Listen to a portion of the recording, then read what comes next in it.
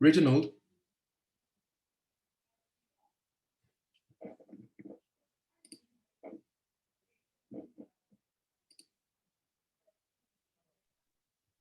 Hello. Hi, can you hear me? Yeah, I can hear you. Can you hear me? Yes, I can. Reginald, I saw your email with regards to your PowerPoint. I wanted to advise it's always easier when the presenter is actually controlling their own PowerPoint because they can go at the pace that they would like to go at. I'll allow screen sharing for this meeting so you won't have a problem sharing the screen.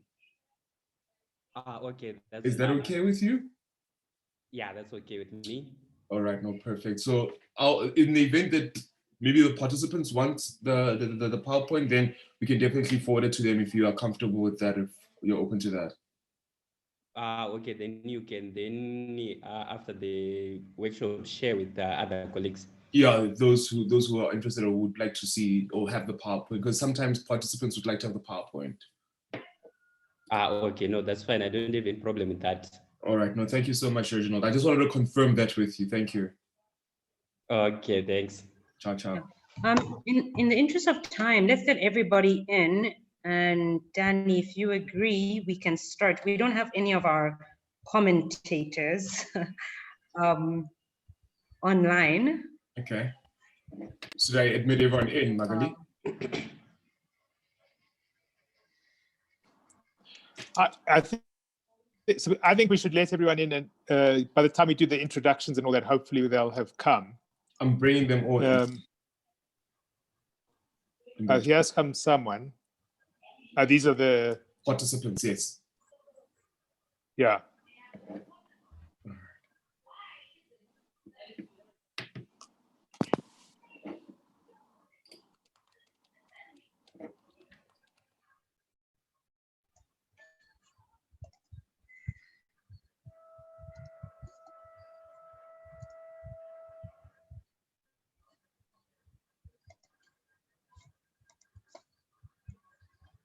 So Danny, I guess you had said we could start now while we wait for everyone to join the session for the commentators.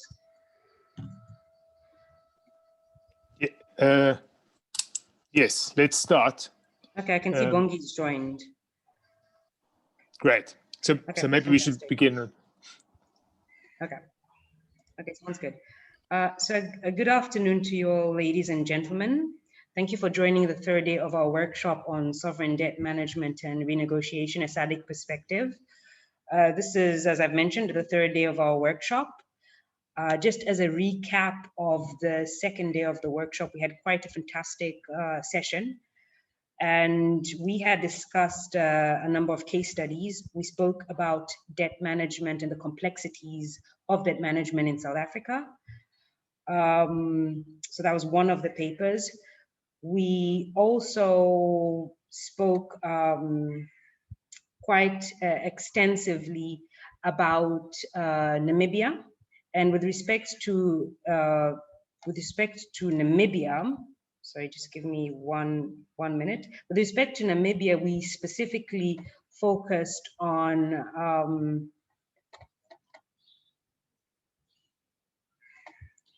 sorry, I'm just checking through our schedule.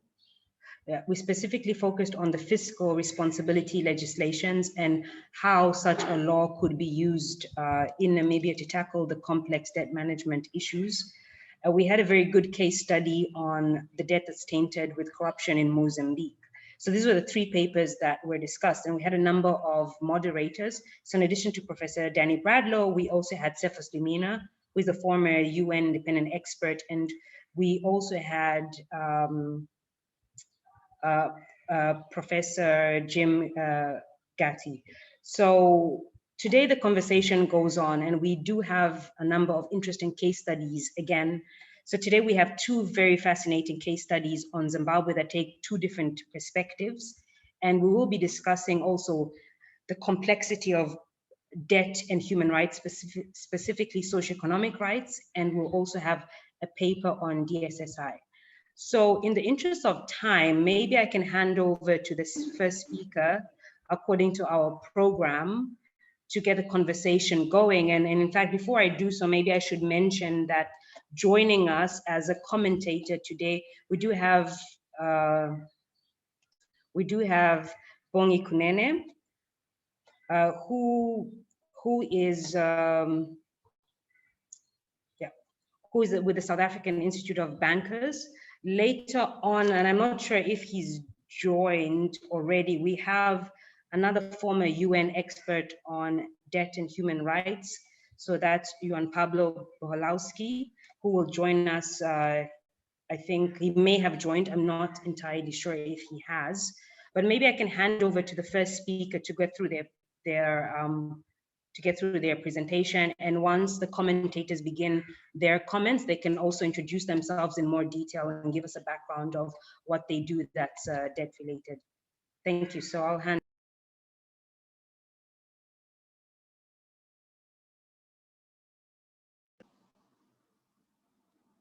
Margaret, I think you need to clarify who the first speaker is. Oh, sorry about that. So so we have a paper that's co-authored. Farai Mutando, I'm not sure if you're online. You're indicated as the first author. I'm not sure how you've split up presenting. Yes, but maybe I'll hand over to your team, and if you have slides, you could share your screens as well. Okay, thank you so much. I'll do it more as a talk as opposed to sharing a slide, if you allow me to. That's perfectly fine. That's perfectly fine. Thank you. Okay, thank you so much. So my name is Farai Mutondoro. I'm representing the Africa Institute for Environmental Law, which is a research arm within the Zimbabwe Environmental Law Association. So ZELA, as we are called, we do work around communities and extractive governance in Zimbabwe and within the region. And our paper focuses on, we titled it Resource-Backed Loans and the High Risk of Debt in Light of COVID-19 Pandemic. So it does look at the human rights implications of what we're calling resource-backed loans. So I think to start with, I think the paper acknowledges that Zimbabwe is in debt distress. I think we have twin challenges of debt on one hand and corruption on the other end. And I'm glad that I've seen my colleagues from Aphrodite who are going to speak more on debt issues. I think they have fine statistics on the extent of debt. But then I think States and Zim seem to stress that the debt is within the range of $17 billion, of which much of it is debt owed in arrears, because Zimbabwe has failed over time to pay back its arrears to lenders. And so part of it, I think, is accruing from interest and arrears as well as domestic debt. So the country, I think, it's not subject to debate that Zimbabwe over the years, the economy has been sinking, and I think due to straining relations between Zimbabwe and the West, we've been failing to attract new funding in the form of financing from the traditional lenders, your IMF and the World Bank. And I think on the flip side, I think of that, there is a realization, I think, which the paper put it clearly, that the Zimbabwean political economy is underpinned on mining. Mining anchors the Zimbabwean economy. And right now, as we speak, I think the government has put across a vision of the economic vision, which you call a $12 billion mining economy by 2030, where government does envision to unlock at least $12 billion annually by 2030 from mining. So I think that is the interplay in which I think the economy is failing, but the hopes for economic recovery are closely pinned on mining. I think we also note in the paper that I think for every dollar that we earn in export earnings, 60 cents of that does come from mining sector exports. So that's the extent to which mining is very key to the Zimbabwean political economy, or to the Zimbabwean economy as it were. But at the same time, I think we are in debt distress. The paper does acknowledge that I think during this time, I think the economy was going to further shrink as a result of COVID-19. I think we make reference to a letter by the Minister of Finance to international financial institutions, revealing that by end of 2020, he expects the economy to contract between 15 to 20%, which then means there will be the likelihood of Zim wanting to access foreign finance in the form of debt, and the appetite will be very high. So it is within this context that we see Zimbabwe likely to take a route path which you call resource-backed loans. So I think part 2 of my slide is trying to explain what is resource-backed loans. But before I do that, I think I wanted to speak at least for a minute to the impact of COVID-19 on the global economy, and more importantly, on the Zimbabwean economy. So I think we have all seen the disruptive impact of COVID-19 on all economies. I think official statistics review that as a result of COVID-19, the global economy could decline by 3% in 2020. I think we have seen that the oil price has gone to the lowest in many years because of COVID-19, as there's been lockdown, limited travels, limited transportation. So I think the impact of COVID-19 in the paper, we argue that it will be heavy and it will be burden on resource-dependent economies, your economies like your Nigeria, your economies like your South Africa, your economies like your Zim, which depend on natural resources in the form of minerals. I think was that there isn't that demand and high demand for mineral products on the global market. And I think reports by the World Trade Organization and the World Bank, they put it on good authority, the extent to which COVID-19 has disrupted the demand and supply of commodity chains. So I think there is that realization, and to make it clearly that the impact would be severe for resource-dependent economies such as Zimbabwe. But I think what is more peculiar is that starting in March, April, we saw the IMF and the World Bank extending debt relief payments, debt relief to different countries, of which Zimbabwe wasn't one of the countries that benefited from debt relief from IMF and World Bank as a result of strengthening relations between Zim and the West. But I think it's become the tradition or the culture. Zim has looked east, and we have a look east policy since 2002, where we rely and we trade more with the Chinese. So I think within that particular context, where Zimbabwe has failed to get debt relief or get significant debt relief, of course, there's been some relief that we got, but not as significant to the demands of the country. Zimbabwe then had no option over the years but to look at the Chinese for foreign financing. I think we have traded more with Chinese banks like the China Export and Import Bank of China, which is China Exim Bank. So I think we make that particular conclusion, we make that particular analysis in the paper. So I think we then get to what we are calling resource-backed loans, where we argue that because of these conditions, COVID on one hand, a failing economy, the challenge of failing to unlock relations which could then translate into financial incentives from the West, Zim hypothetically would then go the resource-backed loans route. So what are resource-backed loans, and where is this coming from? So resource-backed loans, I think this is not really a new phenomenon, because countries like Angola have for years been using their resources to access foreign financing or to access loans. So resource-backed loans, I think by matter of definition, these refer to payments or loans provided to a government or state-owned leveraging on their natural resources as collateral. So you're using your resources, you're mortgaging your resources to access foreign finance, to access loans. So you could pay back in the form of giving concessions to the lenders, or you could pay back on the basis of the proceeds of the sale of be it oil, be it gas, be it mineral resources. So I think resource-backed loans have been there for quite some time. I think I made reference to Angola, that during the Angolan Civil War, that's when I think we first see the first case study of a resource-backed loans. So the Natural Resource Governance Institute, which was a reference point to this paper, analyzed the 52 resource-backed loans in sub-Saharan Africa and Latin America between 2004 and 2018, of which the recipients of resource-backed loans include your Zimbabwe, your Nigeria, your DRC, your Chad, and many other countries. I think about 53 of these loans they come from the Chinese, and I think it is very important to note that the Chinese have a huge appetite for resources in Africa to feed their growing economy, to feed their growing desire to build a strong industrial base within China and to compete with the Americans and other European countries. I think we are seeing that China is trying to be strategic in terms of going the carbon justice, carbon transition, producing more PV solars, building big dams. I think so. There's this demand for African resources. I think for China as well to compete in terms of 5G and technology, Huawei and the American technology. So there is this huge demand for resources by China for African resources.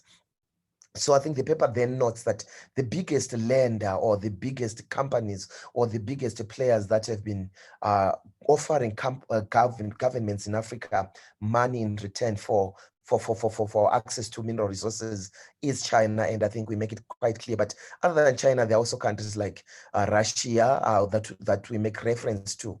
And we also know that resource-based loans, they also take the form of what they call resource for infrastructural swaps, where China builds a stadium, they build a defense college, like in the context of Zimbabwe then pays back through giving or granting them mining concessions. But resource-backed loans, they have challenges, and I think this is of worry to us. I think the first challenge is that they're very opaque. Very, very opaque. I think I'm a Zimbabwean, and no one knew that the government got a loan from AFEC, which is the Anhui, a Chinese-owned mining company, a Chinese construction company, which then got a license to mine in Marange fields. So this company built the defense college. Then government gave them a concession to mine Marange diamonds for the next 20 years. So resource-based loans, by their own nature, they are very opaque. They are not open to parliamentary scrutiny. They are not open to public scrutiny. But there are also challenges with this transfer, these swaps, where countries get loans and the investors they get mining claims. So I think we then zoom in on the case study of Marange diamonds, where we saw I think an avalanche of human rights abuse in the form of physical violence, people being displaced without free, prior, informed consent, to make way for Chinese investments in Marange on the basis or on the fact, because the government of Zimbabwe had secured a loan from AFEC, which then created a subsidiary called Engine Investments, which is today still mining in Marange. So families have been moved from Marange without compensation, without free, prior, informed consent, to make way for this investment. So I think this is the extent to which then these resource-backed loans have human rights implications. But other than the compensation and the involuntary displacements, I think reports by Global Witness and many other organizations, I think they chronicle how the Marange diamond story was termed, or blood diamonds, was, I think, the state went into to clear the illegal miners and to make way again for these new investors from China. So that's the extent to which resource-backed loans, I think, they bring such challenges. The other thing, I think, which we are noticing on the ground is that with these new investors, in particular the Chinese, but not to profile Chinese as bad investors, but I think it's how these deals are made, was they're very opaque. We have worked on Chinese investments, which show that Chinese investors investing in sectors like chrome, gold, diamond, they do not respect environmental regulations. They do not respect labor regulations. I think just today, we are going to have a session on China and labor relations in Zimbabwe. I think there's evidence that even the workers are beaten for coming to work so late. There are cases that I think as Zilla we are working on, where some of these investors or some of these Chinese-owned mining companies who got some of these claims or concessions through resource-backed loans, they are polluting water streams. They are violating environmental regulations. So I think that is then the connection between resource-backed loans, COVID-19, and human rights implications. So within the paper, we argue that going forward, the likelihood and the huge appetite for Zimbabwe to access loans through resource-based loans would be very high. But the government or policymakers and key stakeholders with interest on extractive governance and community rights, I think they need to converge and agree on a set of principles. So the first thing I think is to realize that within this avenue of this debt which you call resource-based loans, Parliament needs to be involved in such a way that the loans are not taken for consumption reasons, such as building a defense college. For instance, I think we have traded we've mortgaged resources to access ammunition from the Russians. I think the paper make reference. So this is more consumption oriented investments, as opposed to getting that money to finance public social spending, like provision of water, provision of quality health care, provision of quality housing, and ensuring that communities, if they are moved because of mining related activities, they're compensated and their rights are respected. So I think that's the first thing which we say in terms of the recommendation. More importantly, we argue, and we argue in the paper that resource-based loans, they are not in the best interest of the country, because you are compromising on the ability of future generations to benefit from natural resources. So we then argue that I think Zimbabwe needs to cut on corruption, because we are losing much as a result of corruption. Then we are failing to raise resources domestically for public social spending. I think just 2, 3, 4 weeks ago, I think there's a case where one politically exposed individual was caught with 6 kgs of gold, trying to smuggle 6 kgs of gold out of Zim to Dubai. I think it's worth around $300,000 US.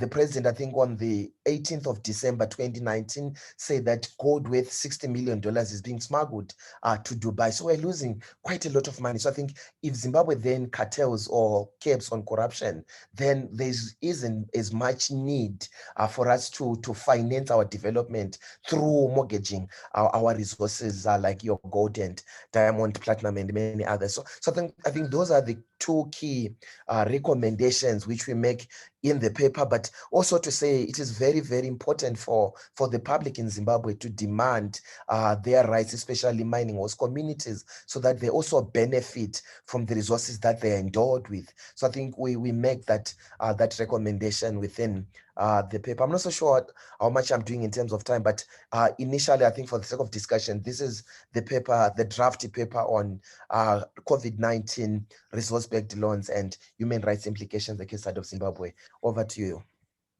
Thank you very much for that presentation, Farai. And just for the members of the audience, because there has been a question about are there slides? Farai has been just giving a discussion and has not made use of slides. But Farai, before you go off, I'd like you to note a few questions that were addressed to you, and perhaps you could address these later on after the commentary, but just to keep track of these questions. There's one question in the chat: what are the effects of the resource-backed loans? And you can address this later once we give you an opportunity to come back. And there's another statement within the chat: are we not going deeper in debt and selling our future? So those are the 2 questions that seem to have arisen in the chat, but we'll continue the discussion. I was going to say to... Hello, Maggie. Yes. I was going to say, I think one of the co-authors is on this call. Tuso Liwayo, I think, is the director of the Zimbabwe Environmental Law Association. I think he can speak more to the human rights implications to some of the questions raised. Yeah, so we'll give him an opportunity during the discussion. But thank you very much for the very good presentation.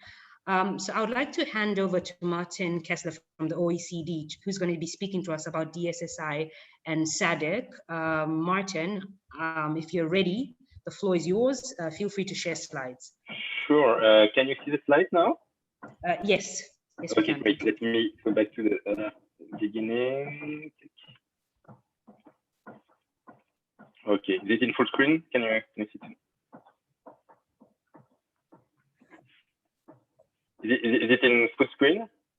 Can you see them well? Yes, we can see very well. Thank you. Thank you. Great. Thanks a lot, Magali. Thanks a lot, Danny, for organizing this workshop. It's been very interesting to hear those papers from very different perspectives. My paper is basically about what in the context of COVID-19, so the G20 adopted this debt service suspension initiative. It's been one of the key kind of elements of global coordination, cooperation around debt for developing countries. And it's been occupying a lot of efforts from G20 countries, from various international institutions. And so the question that I have is, was it worth it? So I think you have two opinions. If you listen to the commentariat and you read different opinions, on the one hand, you have people kind of, especially in G20 countries, saying that a unique effort from G20 countries. It's wider than Paris Club. It's a multilateral coordination effort to lighten the burden of debt for developing countries. And on the other hand, you have NGOs also from developing countries, the African Union, who say it's clearly not enough.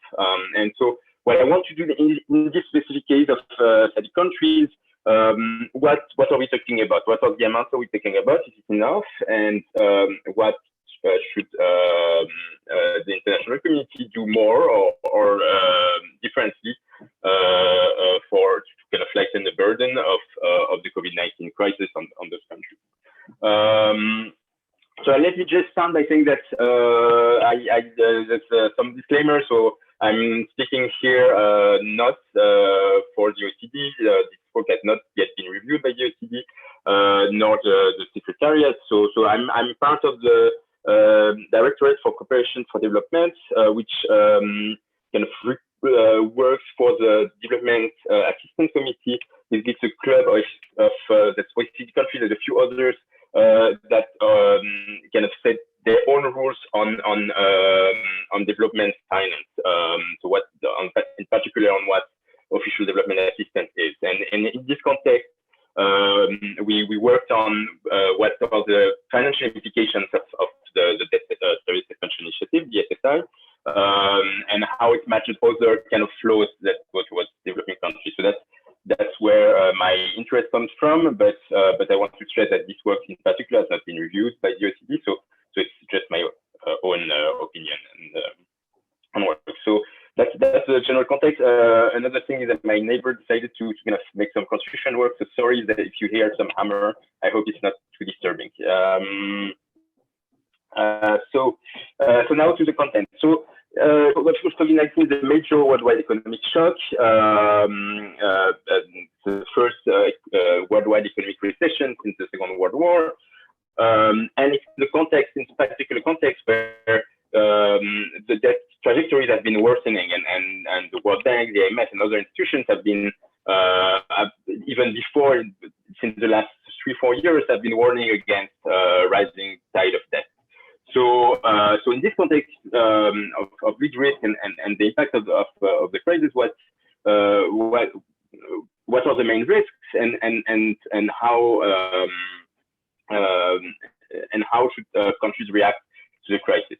So I'll try to kind of argue to have kind of three different parts in my talk. So first, I will go over the kind of debt situation that was going on before COVID-19 and on the macroeconomic impact, and I will set the scene for what is the needed economic response. In the second part, I'll talk a little bit about the domestic response and international efforts, and then what are the policy options beyond the SSI. So first, I mean, I think those are kind of well-known trends, but I thought it's useful to kind of show them again that after a decline in public debt in the 2000s, the debt to GDP ratios have been going up for sub-Saharan Africa in general and SADC as well.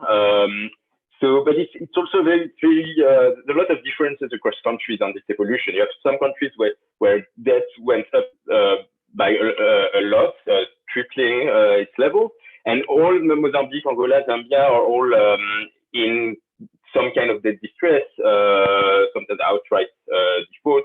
Very recently for Zambia, which missed a bond payment last week. So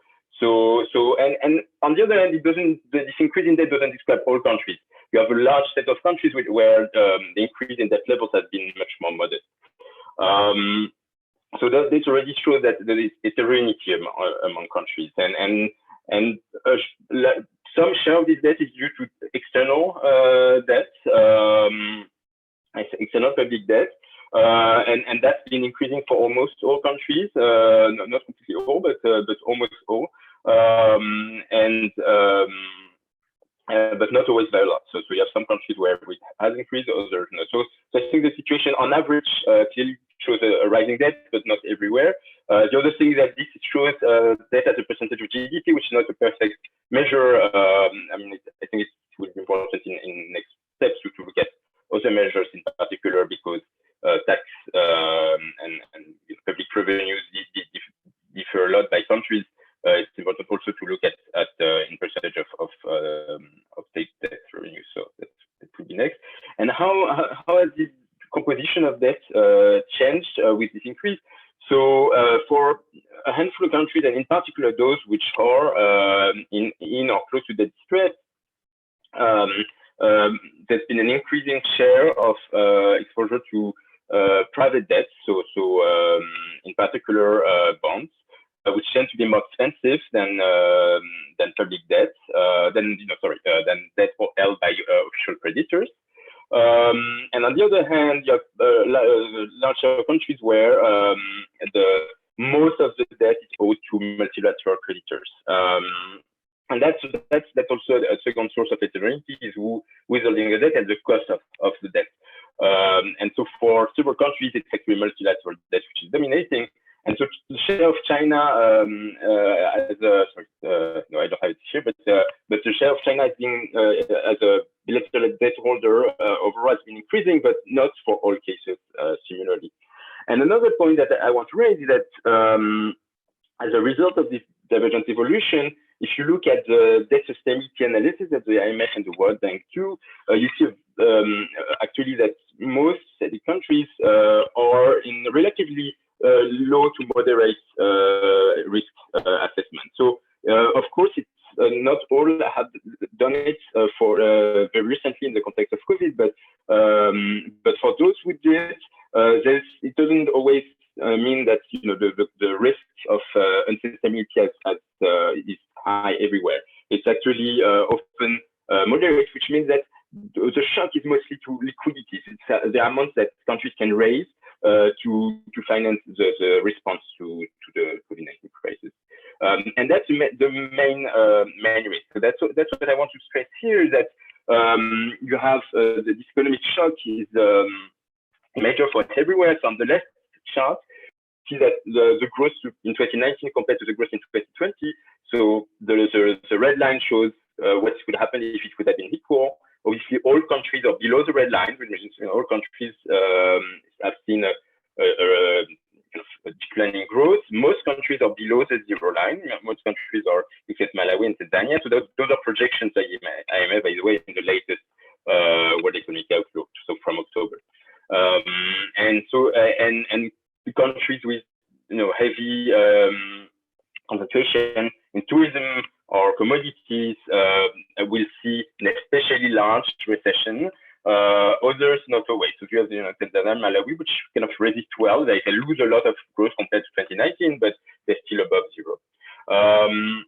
What does it imply? So declining growth means a loss in tax revenues, a loss of exports, which can be very large. So it means that at a time where you have a recession, you have less ability to spend, and that's the major problem. And that is translated into very large differences in terms of stimulus packages. So to me, that's the main challenge that countries, and especially country red, which are countries part of the DSSI, and I'll explain in a minute how this selection was made, but have especially low stimulus packages, which means that they haven't been able to finance the necessary response, which has been the case in high-income countries where average stimulus was very high.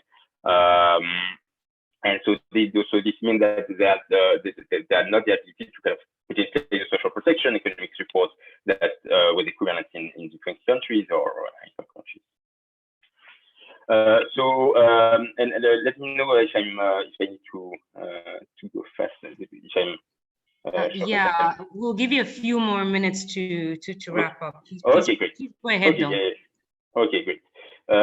So the SSI countries are a group of 73 countries, so basically countries eligible to the concessional loans from the World Bank, IDA, plus LDC countries, which is Angola, and minus 4 countries which are not were not up to date on their payments to the IMF or the World Bank, and that includes Zimbabwe.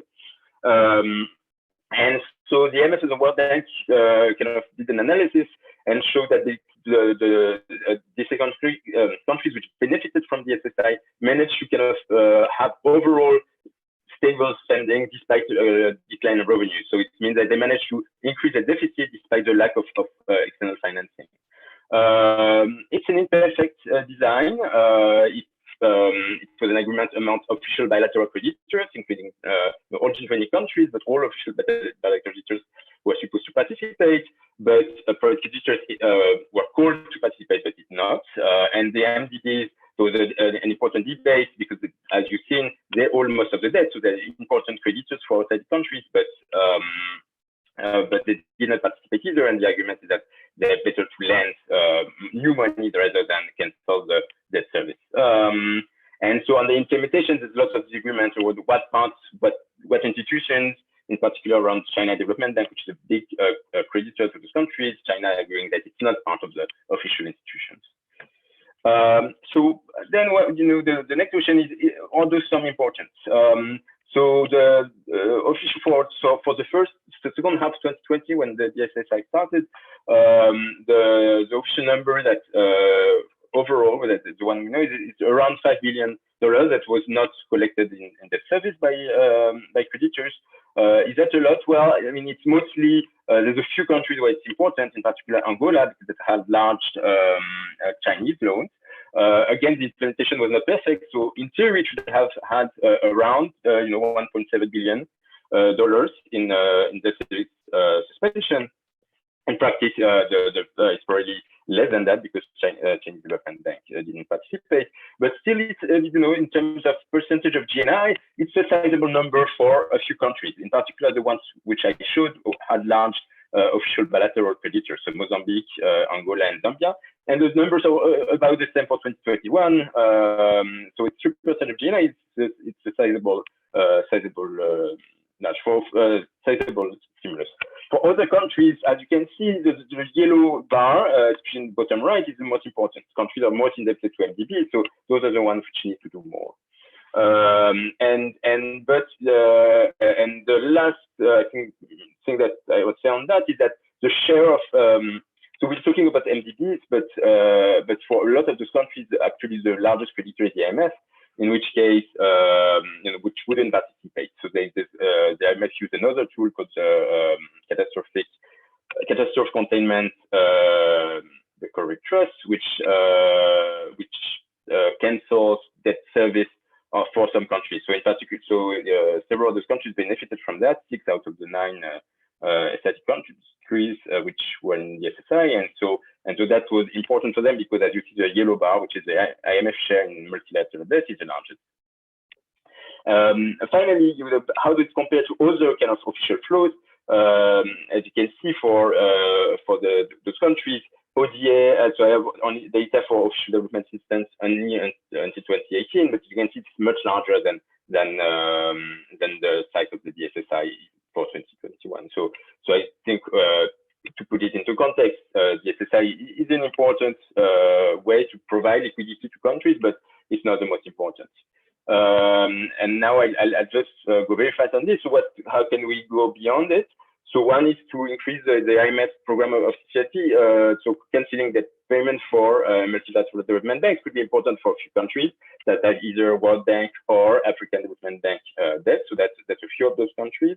The guarantee put in place last week, what was the common framework, which will help resolve the debt sustainability, but that will treat more long-term issues rather than the immediate short-term issue that is at stake for several of these countries, which is how to inject liquidity.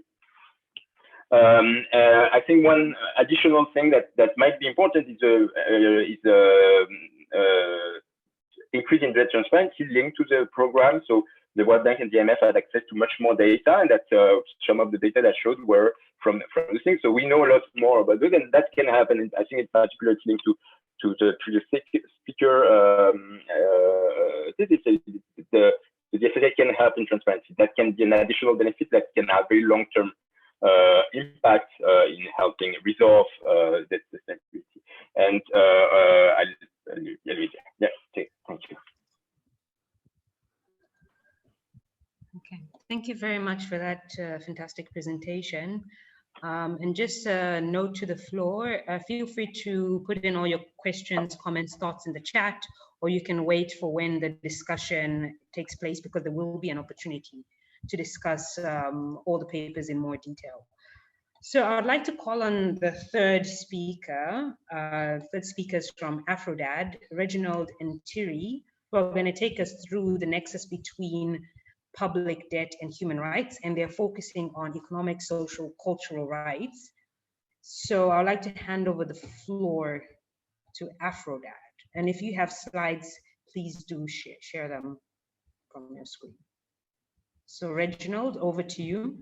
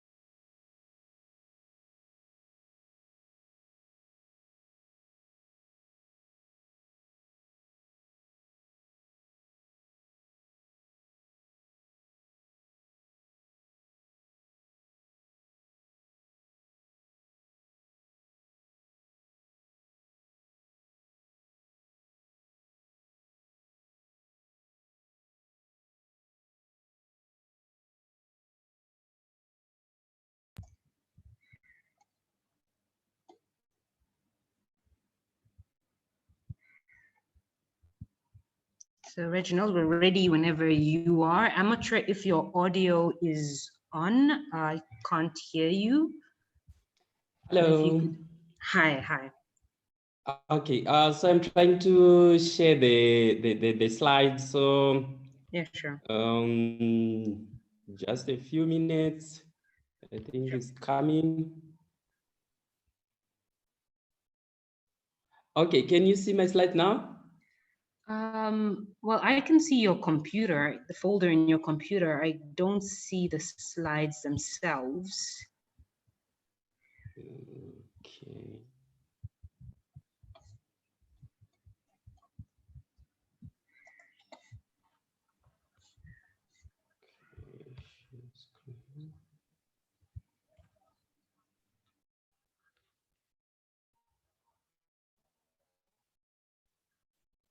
How about now? Yes, now we can see the slides. Thank you. Okay, thank you. So my name is Reginald. So myself and Trivangani Mutazu, we did a paper which actually looked at the nexus between public debt and human rights. So we did focus on socio-economic rights, which we saw from the beginning that most papers tend to focus on civic and political rights, and very few papers tend to focus on this set of rights.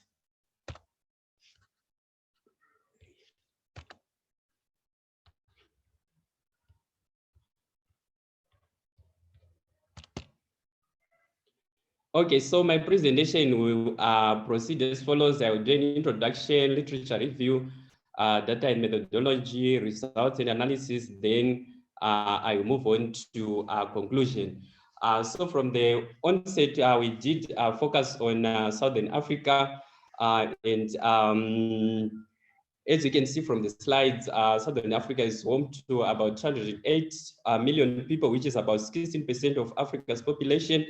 And a closer analysis of the population trends shows that population below 34, which we can regard as youthful population, constitute about 74% of this. So we can see that from the onset, this has a huge implication on human development, given that most of the population is youthful.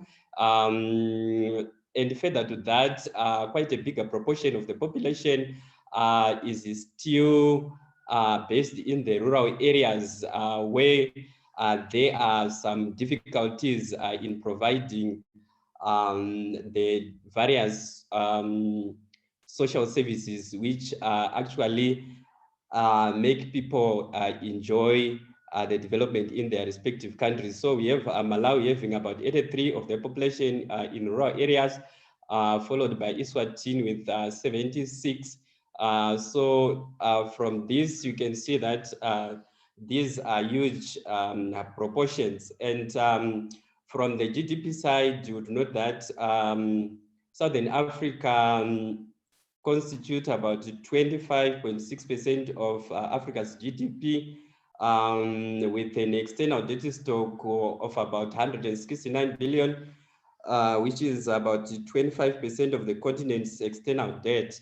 So GDP growth is not enough to cater for population needs. So external debt has been rose by about 201% between 2009 and 2019, which is quite a huge percentage change compared to GDP, which only grew by 27.9% for the same period. So this actually reflects that external debt is accumulating at a much faster rate than the GDP growth, which actually reflects the potential to repay the debt. So empirically, most studies have shown that debt above 50% of GDP would actually adversely affect economic activities through various channels. So the level of economic activity in most Southern African countries has not been enough to cater for the achievement of sustainable development goals. So when we look at sustainable development goals, it's basically targeted at fulfilling socio-economic rights. So there have been actually growing concerns about debt crisis, with countries such as Zimbabwe and Mozambique already in debt distress, while countries like Zambia and Angola at a very high risk of falling into debt distress. So the problem with debt distress is then that vulnerable sections of the society tend to suffer more in terms of human rights violation when a country faces a debt crisis. Climate change has also not spared the region. Various reports on climate change have actually stated that the tropics are the hotspot of climate change phenomena such as cyclones, droughts, floods, which actually tend to affect the economic growth of these regions. And at the same time, these countries would need more financial resources to deal with such calamities. So there is a lack of balance there. So the respect of socioeconomic rights is important for citizens to live dignified lives. So we are looking at people having access to nutritious food, people having shelter, people having access to healthcare. Those are very basic things that are needed in order for someone to live a dignified life. So very little attention has been given by governments, watchdogs, and even the non-governmental organizations to violations of socioeconomic rights, unlike violation of political and civic rights. So the research actually focus on how public debt impact the implementation of socioeconomic rights. And there is a link between non-realization of socioeconomic rights and things like unrest.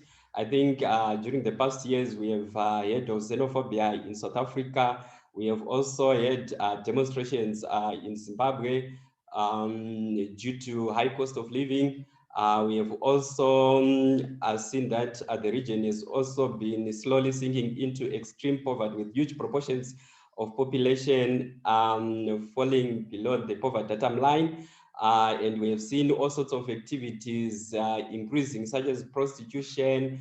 We have seen high unemployment and child labor growing in the region. So other effects which actually arise from non-fulfillment of socioeconomic rights include human trafficking, illegal immigration. I think in the region we have seen most of the people migrating to South Africa to seek better economic opportunities there.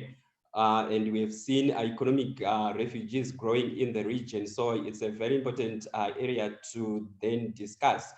So socioeconomic rights tend also to form the basis of enjoyment of other civic and political rights. So once you are able to enjoy your socioeconomic rights, then it gives you more gravity to enjoy other rights. So this paper actually followed the argument that political elites make economic and political policy choices in the countries that we live, but such decisions by political elites affect human rights conditions more than anything else that we may think of.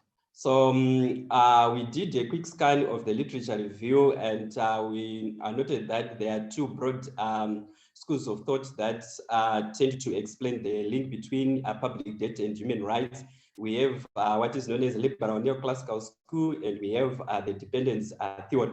So the liberal neoclassical school paints a positive picture between public debt and human rights, and these tend to be transmitted through attracting more FDI because public debt comes with conditionalities such as liberalization of the economy, deregulation, that is opening up the economy, which tend to attract multinational companies. So when multinational companies and FDI comes, more jobs are created, and when more jobs are created, people get more income, which will lead to fulfillment of socio-economic rights.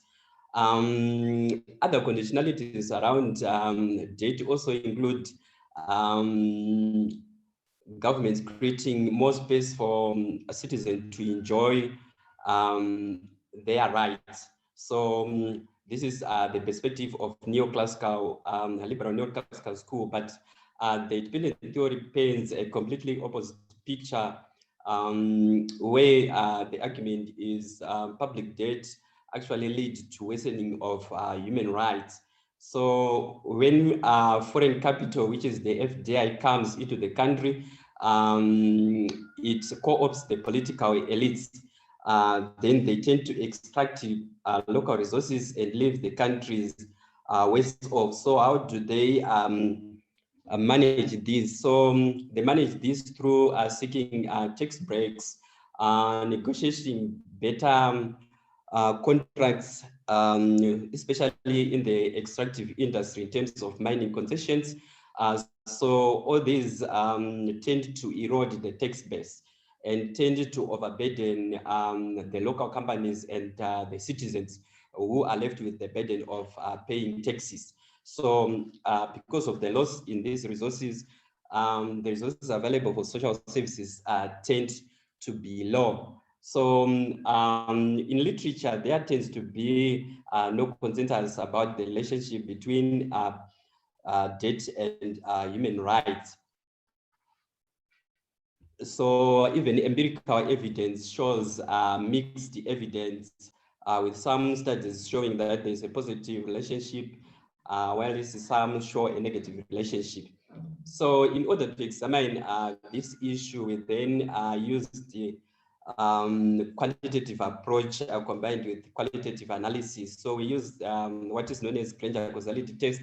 So this test, we used it to try to establish whether the three variables discussed by the theoretical, by the theories, I have a relationship. So the three variables are GDP, we have FDI, and we have public debt.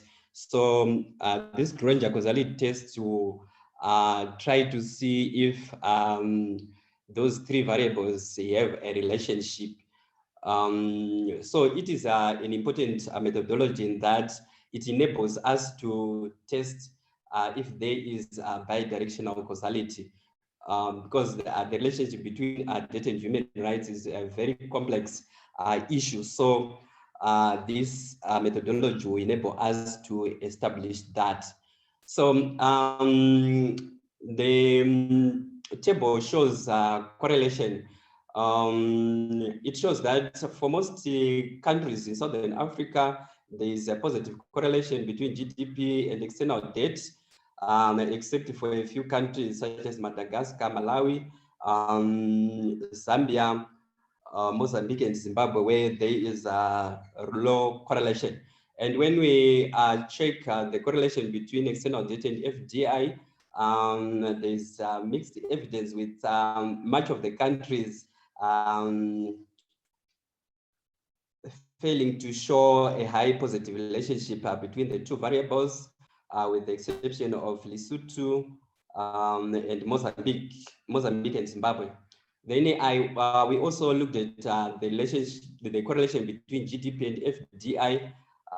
Quite a number of countries show there's a positive correlation between the two variables. However, correlation does not mean a causality. It just shows that maybe two variables, they go up together, or when one goes up, the other one will be going down. But it does not necessarily mean that either the variable causes the other. So we then proceeded to do a Granger causality test between debt and GDP. So the null hypothesis then would be as shown in the second column. And from the table, you can see that about half the countries showed that there is some kind of relationship, with Angola showing a bidirectional causality. That is, the relationship or the causality is not one way, but GDP can also cause debt to increase, while that debt can also positively influence GDP. While in quite a number of countries, such as Lesotho, Madagascar, we have South Africa and Zimbabwe, we failed to establish such a relationship. So what this means from this table is that the liberal neoclassical school is supported by those countries that show that there is a positive relationship between debt and GDP. So we then went on further to look at the relationship between the causality between debt and FDI. So in our first table, where we show debt and GDP, that shows a direct relationship between debt and GDP, which is an influence on economic activities.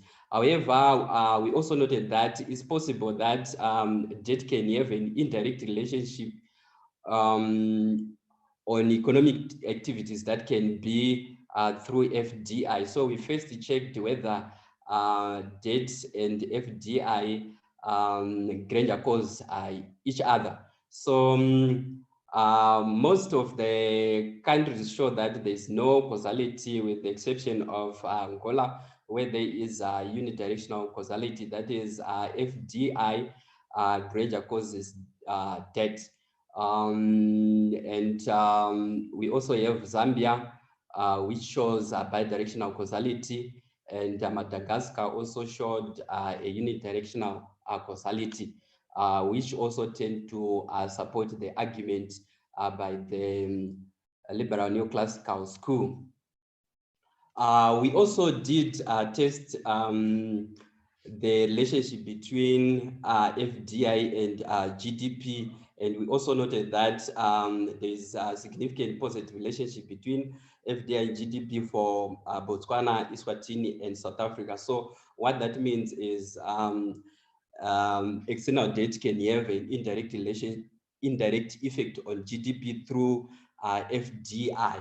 So what we then concluded from this is that the liberal neoclassical school is supported by several countries, while in other countries there is no such evidence.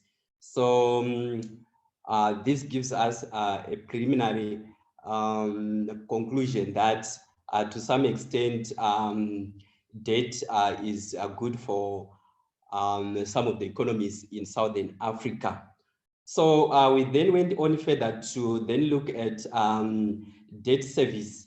So we noted that for Southern Africa, excluding Namibia and Mauritius, they are paying huge, they are committing huge resources towards servicing their debts, which amount to about 22.8 billion in 2018.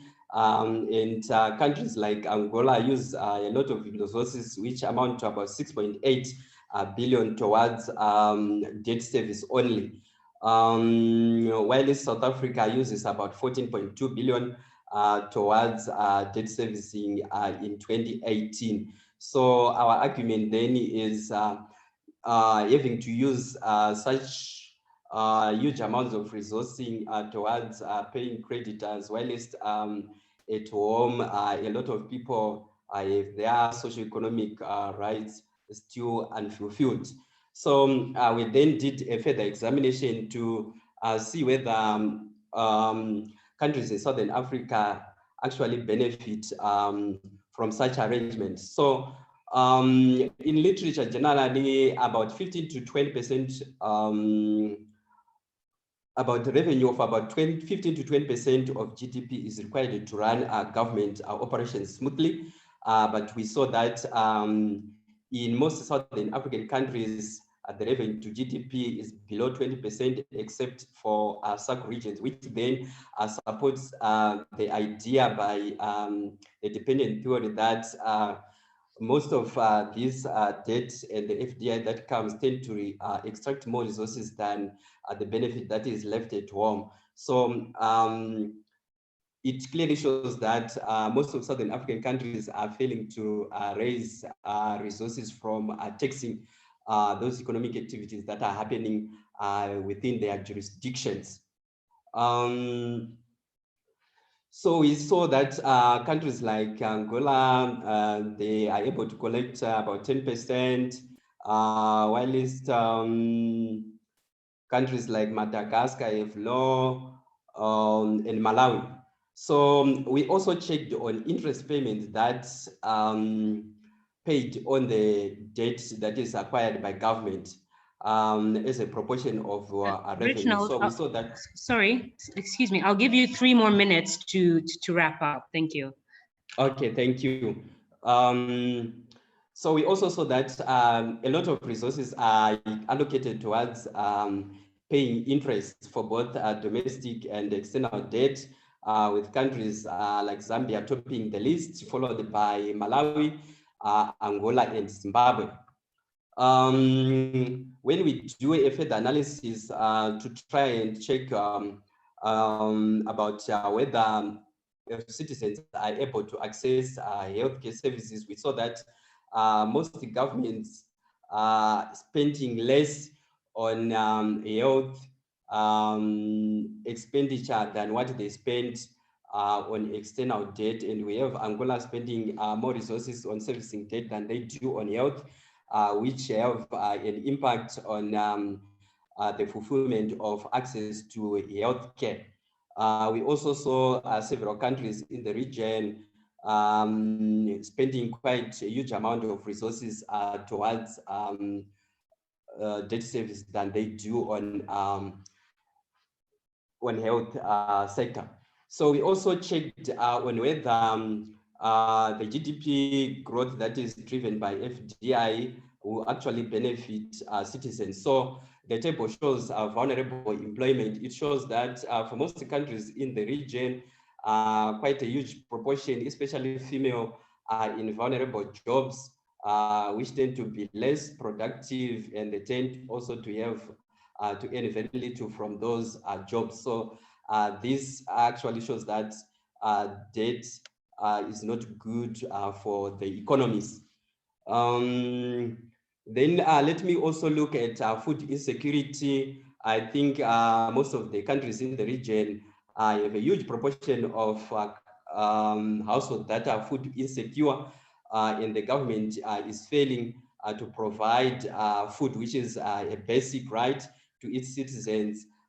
We have countries like Malawi having a huge proportion, and also Zimbabwe and Lesotho.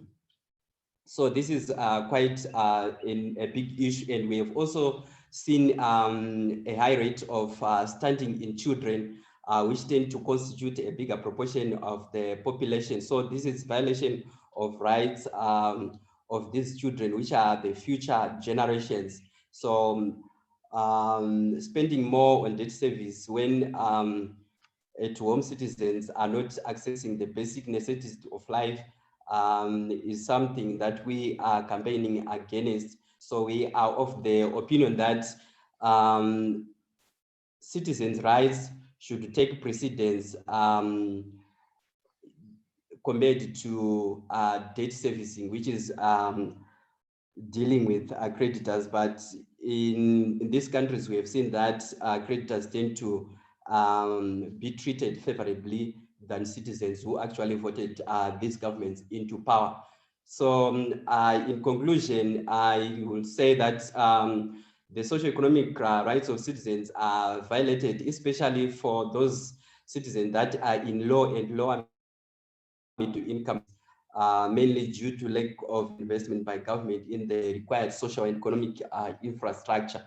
And from this, transparency and accountability in loan construction and utilization of loans is very important, and loans should be directed towards productive activities so that they do benefit all citizens. And we are against the idea of giving tax holidays to MNCs at the expense of local citizens who would bear the tax burden to support the various government expenditures. I thank you. Thank you very much for that presentation. So in the interest of time, we can move on to the fourth and final presentation of the day.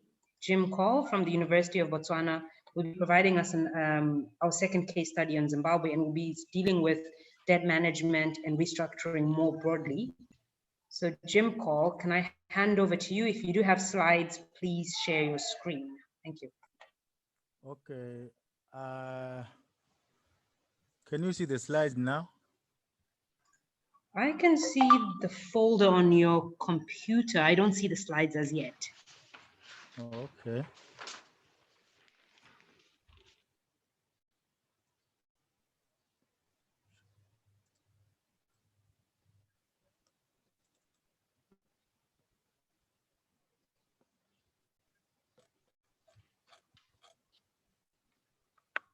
Any change?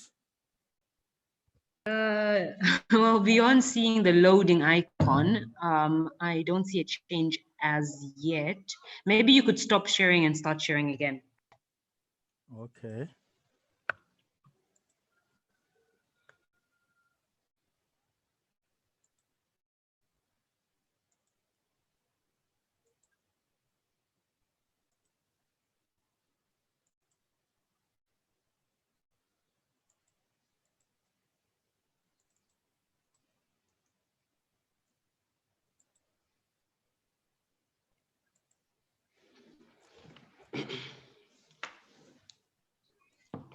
Seems the sharing is becoming an issue. But I emailed them there, although it is difficult to control from that side. Let me Okay. try to, you can try while I'm trying also. Sure, sure. Have you started to share your screen again by any chance? Not yet. Let me. Yes, I'm starting now to share screen. I've shared the screen. Now, yes. I think now I've done it correctly. Yes, yes. Please go ahead with your paper. Okay, thank you. Good afternoon. First, I think I would like to thank and commend the National Development Law Unit for this opportunity for sharing these issues on sovereign debt. Actually, I was so much curious about this subject matter for a very long time, because what I knew was how the countries borrow the money. But now when they are in trouble, the restructuring and management is something which is new to me. So I'm really happy to participate in this workshop and to get ideas on the subject matter. So my presentation is revisiting sovereign debt management and restructuring in Zimbabwe. In terms of outline, I will start by just giving the legal framework for debt management in Zimbabwe. Then I'll give the current debt status. I'll go on to give the implication of that debt status and evaluate the current strategies which are being used into restructure or manage this loan. And finally, I will discuss some proposal. So if I've already said, I will look at the debt management and restructuring with specific to the period between 2010 and 2020. The legal framework, briefly, there's a constitution, the new one, the 2013 one, provides for financial management in its sections 298 to 301. Then there's also a fairly recently enacted act, the Public Debt Management Act of 2015. Then we also have the Reserve Bank Act and the other legislation. With respect to the current debt status in Zimbabwe, Zimbabwe is a debt overhang, which has been like that for the past 2 decades, from the year 2000, that the year Zimbabwe started to default on its loan obligations. And of course, the figures differ from sources, but one source which I quoted said as at 30 September 2019, Zimbabwe's external debt stood at 8 billion.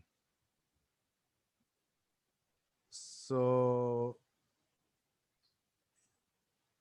yes, it's a, and then there are areas etc which also has to be paid. And the IMF staff monitored program report say pictured Zimbabwe in very bad picture concerning its debt. On Friday last week, Zimbabwe launched its National Development Strategy 2021 to 2025. And in that official document, the government itself acknowledged that Zimbabwe is in debt distress with unsustainable public and publicly guaranteed total external debt and large external debt areas. So this is the situation in which Zimbabwe has been and currently is in. So what is the implication of this situation of the debt crisis which Zimbabwe is facing? Literature suggests that there is a relationship between government debt and servicing and economic growth. And the high debt servicing cost create economic and financial uncertainties. In short, this high debt is bad economically. Also, the area status which Zimbabwe find itself in with multilateral creditors has rendered the country to be ineligible to access funding from these institutions. So clearing such debts would unlock fresh capital injections. And also the country's credit rating is very low because of this debt situation. So there is urgent need to find a way of clearing the areas and the debt. Now I will discuss the strategies which have been employed by the government from 2010 to date. In 2010, the cabinet approved what is called the Zimbabwe Accelerated Area Data and Development Strategy. And also in 2015, there was what was a renegotiation plan, which was called the Lima Plan, which was from 2015 to 2018. Thereafter, Zimbabwe also developed what is called the Transitional Stabilization Program between 2018. There are some background noises, but they're not from here. I can assure you they are from somewhere, not here. Then from 2018 to 2020. Then yes, on Friday last week, Zimbabwe launched the National Development Strategy 2021-2025. So from all these documents, I've highlighted the strategy, the plans, whatever they are called. The common features are that the government acknowledges a huge debt to international institutions, and it also acknowledges that the priority be given to the repayment of loan to multinational financial institutions like the World Bank, the African Development Bank. It also highlights the need for a bridging loan in order to repay these debt areas. And also the use of the medium to long-term facility. Now, according to the documents, such facility will be used now to repay that bridging loan again. So it's borrowing in order to pay another loan. And the document also acknowledge the possibility to use domestic resources to repay the loan. So these are the mechanisms which are found throughout these strategies and documents. However, the bridging loan is not, there are challenges in implementing these strategies, which include the economic performance and partners who are prepared to give the bridging loan due to trust issues. Negotiations, they've not reached consensus, so they negotiated after 2015. And also the functioning of the debt office in Zimbabwe is criticized in terms of its independence and operational effectiveness. These are some of the issues which Zimbabwe is facing. Then in the midst of this came the COVID-19. While they were not yet negotiation of repaying or restructuring the loans, etc. Then came COVID-19, which put a huge burden on the government in trying to meet their needs. So the Minister of Finance wrote the mail to the IMF, World Bank, European Investment Bank, etc., asking to reschedule the payment of areas and to allow Zimbabwe to access fresh cash in order to mitigate the effects of COVID-19. And that letter was met with the negative response because they said there are several human rights aspects which must be met and governance aspects which must be met and economic reforms which must be met if they are to extend such to Zimbabwe.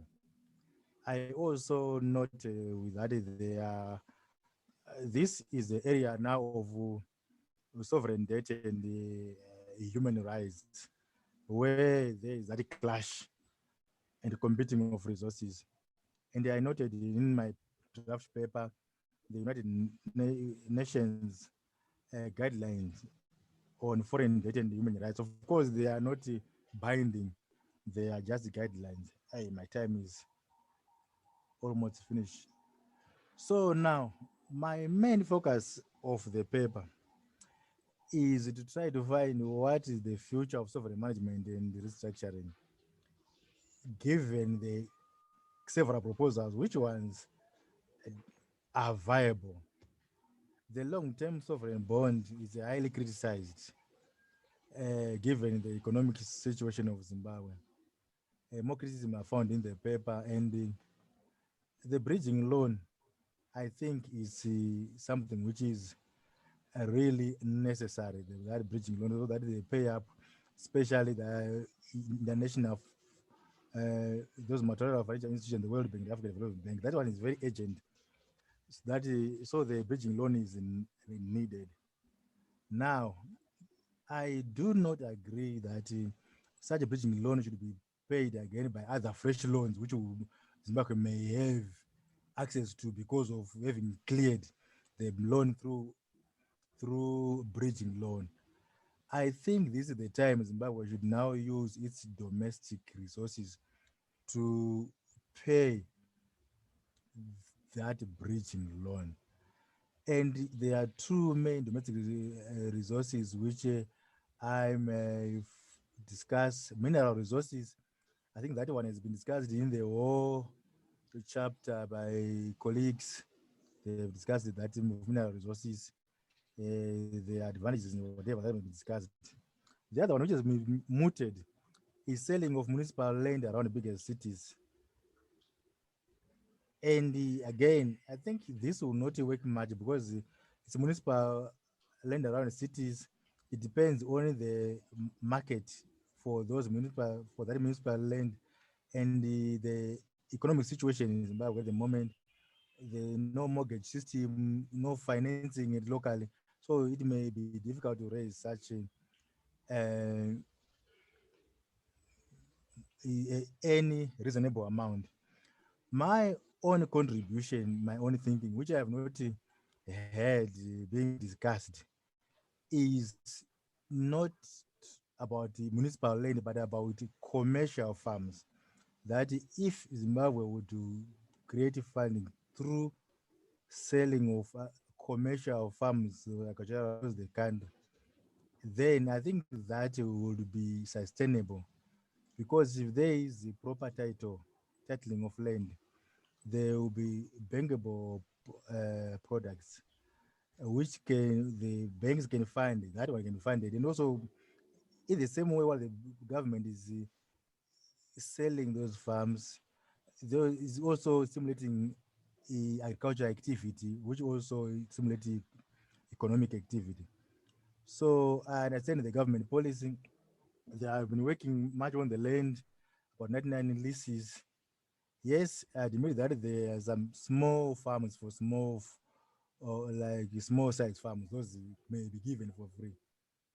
But I think there's a potential for raising money or capital through selling commercial farms rather than just giving them for free, because the recipients may not be interested in that farm, but that's so it's easier if those who buy, they are shown their interest in productivity than just allocating. So in 2 minutes, I have 1 minute now to wind up. In short, my argument is that within the COVID-19 pandemic context and human rights, I recommend the that international creditors in Zimbabwe reconsider their stance and attempt to find common ground for renegotiation and relief for Zimbabwe in this time of COVID pandemic. And the product of that, I think, of that negotiation will be if they're going to be a bridging loan, but we should be paid through domestic resources, mainly from commercial farm sales. Thank you. That's my contribution. Okay, thank you very much. So we have heard from the 4 speakers, and now we're going to hear from 2 commentators. So first of all, I would like to call on Bongi Kunene from the South African Bankers Association to provide her comments, I believe, on Martin Kessler's paper, and to share her thoughts on any of the other presentations she's heard, if she has any comments. So Bongi, over to you. Thank you very much. I will limit my comments to the paper by Martin Kessler. So Martin, I preoccupied myself yesterday when I received your paper on the question, does it matter? And what can it lead to? That is the debt service suspension initiative. A few thoughts. The first one is that the DSSI, as you are correctly saying, it's not debt relief, but it is debt respite. I think for commercial bankers like myself, we have an understanding that a payment deferral scheme, no matter how it is created, is not debt cancellation. The terms and conditions which were there in the beginning are suspended. And once the term that has been negotiated of a deferral, those very same terms and conditions do apply again. But if you are talking about commercial debt, the issue underlying the debt is that no matter the amount of deferral in terms of months or days, interests continue to accrue. So the first question that I have is, in case of the DSSI, how is the interest treated? Looking at your presentation, one is also struck by the fact that there's been no attempt to create a single platform for bilateral, multilateral, and private sector creditors to be in one conversation. Even with the common platform, common framework that has been announced on the 13th by the G20, and I've seen the comments by the IMF, there is still talks about that common platform for negotiations. So the immediate problem that arises when you look at the DSSI is that no matter how appealing it is, if there is no common platform, it's just not okay to create an expectation of parallelism of the debts that countries hold. I know you've talked about the signaling effect that most of the countries are nervous about, and I do believe that they have a reason to be nervous because private sector debt holders, particularly bond holders, it takes them a very, very long time to forget if there've been a default. Now, on the sums that have been mobilized for the DSSI, you've spoken about the 5 billion that have been created for debt service referral in 2020. I am not sure how much of that 5 billion has been available to the 9 SADC countries that you are referring to. Given that the biggest debtor in all of SADC, according to these figures, has to stand out to be Angola, I just have to hasten to add that Angola is not either eligible because it has access to capital markets and it relies heavily on access to international capital markets. Therefore, most of its debt will be deemed to be commercial. I note that it has a high level of debt to the World Bank Group and the African Development Bank. Notwithstanding that, in terms of what is on offer right now, Angola owes about 1.8 billion in debt service to China, but I don't know if you have the figures. How much is owed to the China Development Bank exactly? Because CDB has been reclassified by the Chinese authorities to be a commercial, to have the status of a commercial bank. So it would mean that the biggest debtor in terms of SADC figures, the 9 countries that we are highlighting, Angola would almost be ineligible to all the figures that you are citing here. I note the positive sentiment in terms of what is owing by DRC and Tanzania in terms of GNI, that the relative amount of relief that would go to these countries would have to show us a sizable liquidity relief for these 2 countries. What is striking, maybe it's another question from me, is the question, the statements that you make of potential savings of up to $7.5 billion across all DSSI countries. What savings are these? Maybe if you can explain that, because as I've said, in terms of my knowledge of commercial debt, a debt referral is not a saving. It's just saying we're giving you X number of days or X number of months or years, then you have to repay. So I don't want to misunderstand what you are putting on paper. If you could just drill down for us on debt cancellation versus the savings that you are referring to.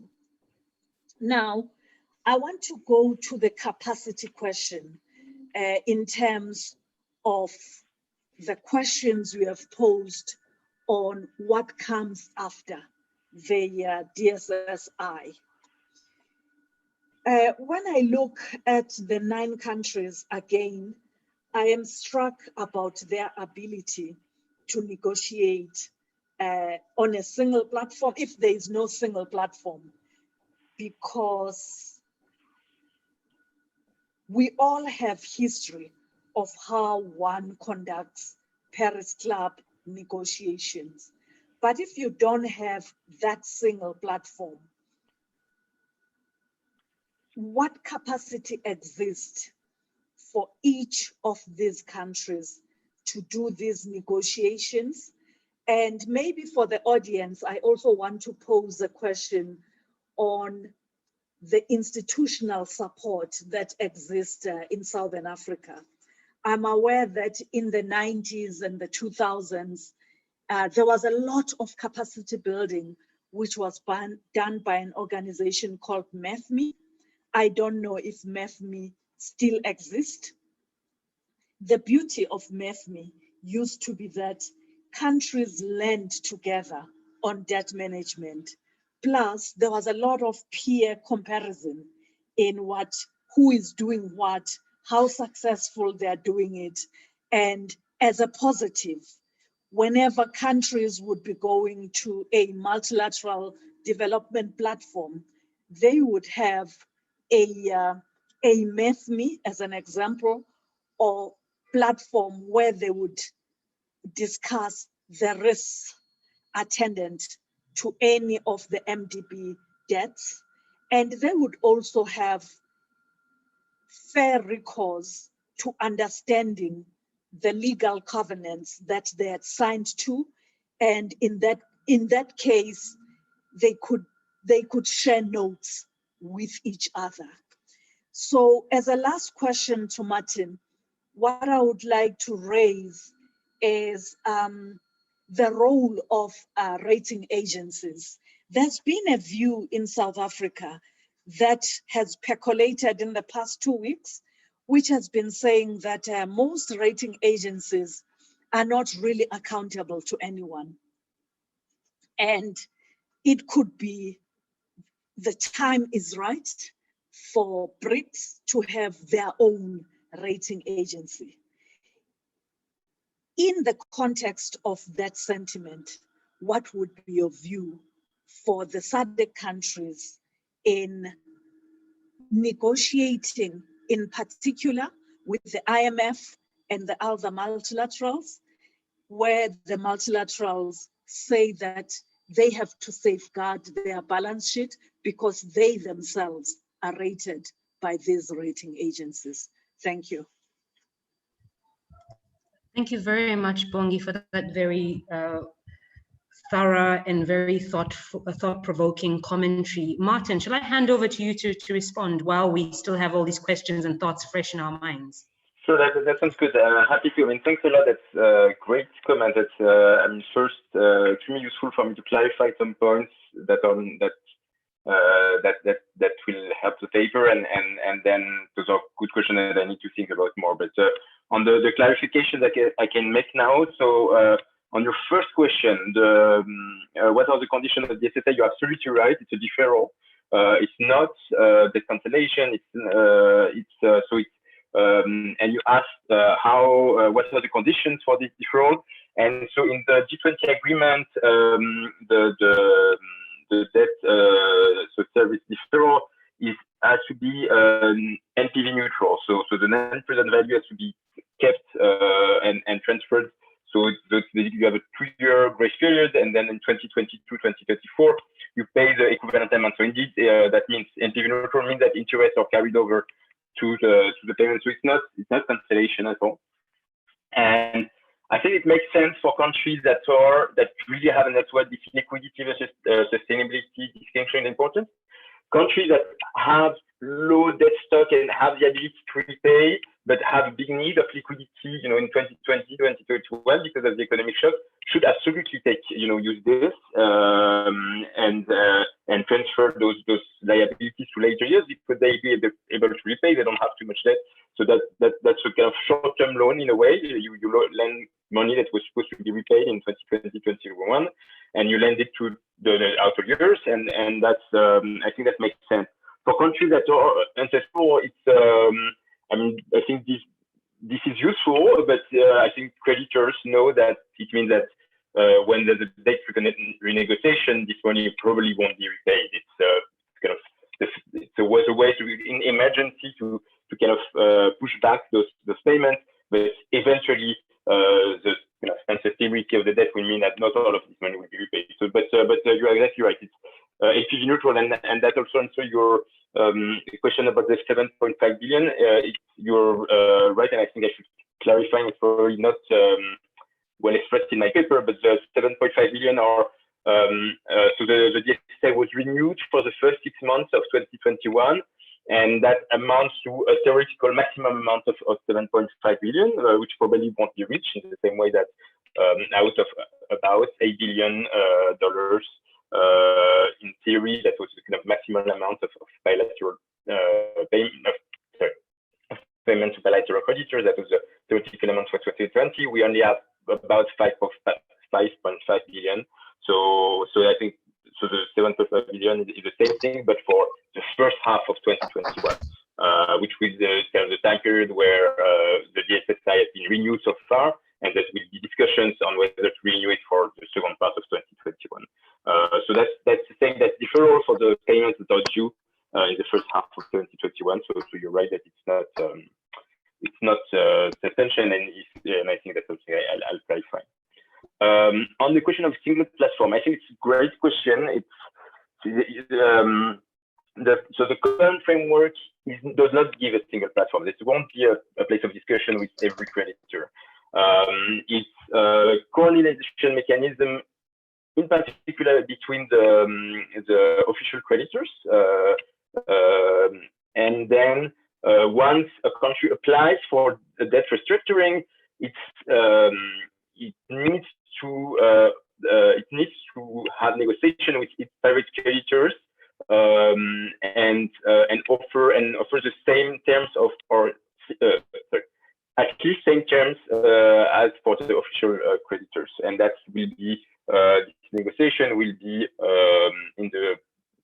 that will be required for a program from the IMF to access a program for the IMF. So that's a bit, there's a kind of 3 rounds of negotiation. First, you need to apply, then you need the program. You need to discuss with the private creditors and have a renegotiation and debt restructuring with private creditors, and then if you meet those conditions, you have a program from the IMF, and that allows you to kind of restructure the debt with the representative. So it's a complicated game that will require a lot of coordination, and that is still very unclear on the details. So I think a lot of the effectiveness of the current framework will hinge on whether implementation of those 3 steps will work, and that's, I think, the question which is not clear yet to anybody. And I think, and then what does it mean for, you say that, private creditors had long memories, that it would impact the credits. I think it's both through as you say, the memory and of private creditors, the fact that they won't offer if a country defaults, or where restructures the debt in one or another, it won't offer the same terms. I think that's a great point, and it's always a balance between whether you can gain from that or because that is unsustainable. So in any case, we won't be able to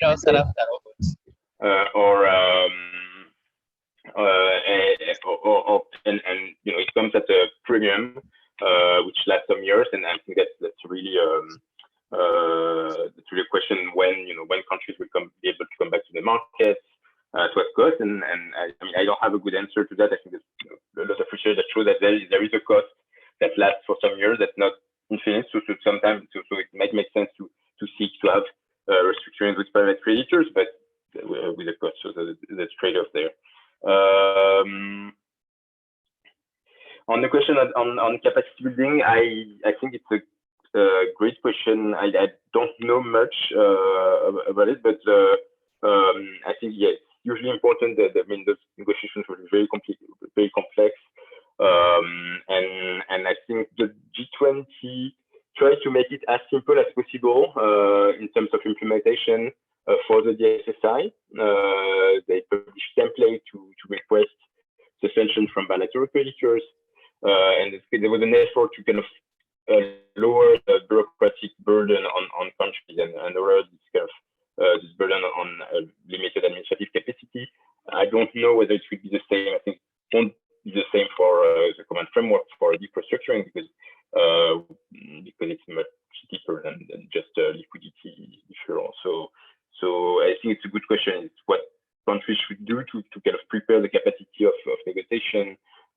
Have a platform exchange. I think it's I don't know what exists, but I looked up what you said about the example of the HIPIC and the 19,000s. And then I think the last one that I wrote down is a question of the credit rating agencies. I think you're right. I mean, they have played a kind of roadblock, a role of obstacle. I think in the case of the DSSI, there are a few countries that say that they wouldn't want to apply even to not only not ask. So the country that they have the option to ask their private creditors to defer their payments, and they didn't do that because they were afraid of the consequences on their rating and on their yields.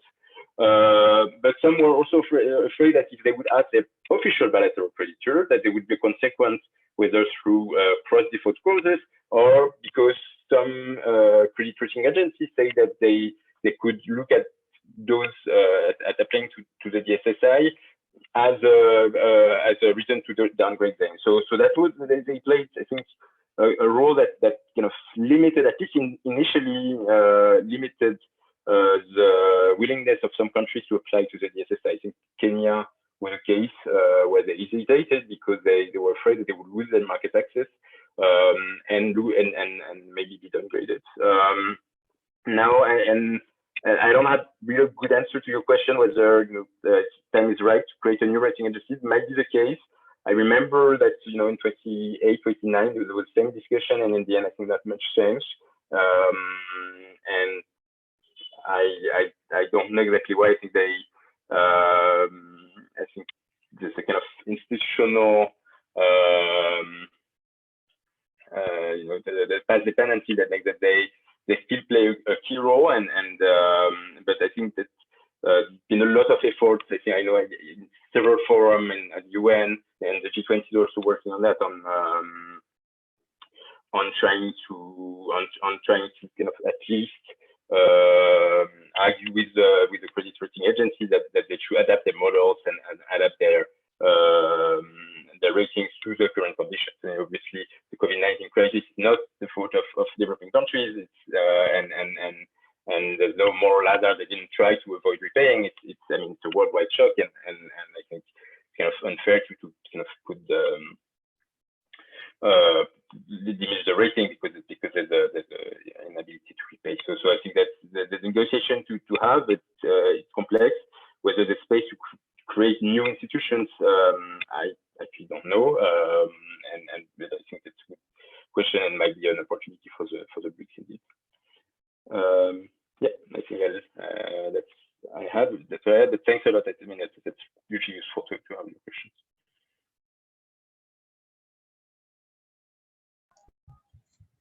Thank you very much for that response. I hope that the comments that Bongi has provided will help guide you in developing the paper. I'm going to move on to the next commentator, but if you still have questions and discussion points for Martin, we'll open it up to the floor as soon as we're done with this session. So I'd like to call on Juan Pablo Boholavsky, sorry for butchering your surname, to provide your comments on the paper on the interplay between sovereign debt and human rights. Can you hear me well? Yes, I can hear you very well. Thank you. Everybody, yeah, I don't know how to pronounce my family name as well. So hello, everybody. Thank you very much, Danny and Magali, for inviting me and giving me this opportunity to participate in these very important discussions. First, I want to congratulate the two authors, Reginald and Tiri Bangani, because the article deals with very important and timely questions. I have a few remarks which hopefully help to strengthen your piece and your arguments. First, in page 3, you say, let me read it. The paper agrees with the proposition by other scholars that any form of suffering that is common to people requires urgent action, and that the current legislation does not sufficiently enforce implementation of socioeconomic rights since they are not justiciable. And also the article states that there is no universal standard for measuring violation of socioeconomic rights. And what you are saying, this is basically against what most, if not all, UN treaty bodies and special procedures have been saying for years, I must say, that mainly or basically that economic, social and economic rights are enforceable, and there are universal, very specific standards against which we can measure whether economic and social rights has been violated or not. In any case, if you think that socioeconomic rights are not enforceable, I think you need to provide more reasons and sources for this argument. My second question is that, or remarks, is that you are rightly mentioning that the UN guiding principles on foreign debt and human rights, which were passed by the Human Rights Council in 2010, are relevant in this discussion. Yet there are two other important set of more recent guiding principles passed in the frame of the political bodies of the UN. One is the basic principles on sovereign debt restructuring processes, which were approved by the UN General Assembly in 2015, which explicitly refer to human rights. And there are a number of procedural rules that I think you might find useful for your analytical work. And also the guiding principles on human rights, impact assessment of economic reforms, which were passed by the Human Rights Council last year, which also provides some criteria on how to balance creditors' property rights and debtor rights and related populations' human rights. Another comment is that in section 4.1, when you study the correlation between debt, FDI, and GDP, I think you may also want to consider having a look at, first, the domestic institutional quality as a variable, relevant variable, and B, the quality and quantity of the loans and FDIs. For example, asking these kind of questions, do democratic, parliamentary, and participatory processes to take loans make any difference in terms of the social outcome of the debt being taken? Or does the nature of the lender, being bilateral, multilateral, or private ones, have any relation with the social consequences of the loans borrowed in the region? Another comment is that the main goal or the main focus of the article is that the research utilized a Granger causality test to establish causality between GDP, external debt, and FDI. But my question is why, after analyzing and considering data on human rights across the text, you actually don't consider human rights or human development for your quantitative analysis and related conclusions. And finally, the article mentions COVID-19 only marginally, and I wonder whether you may want to consider looking at some more detail how that social policy and public health responses are interlinked in the region in the context of the pandemic. And again, thank you and congratulations, Reginald and Tiripangani, because you are dealing with, I would say, one of the most important questions that economists and lawyers could pose in the field of finance and human rights.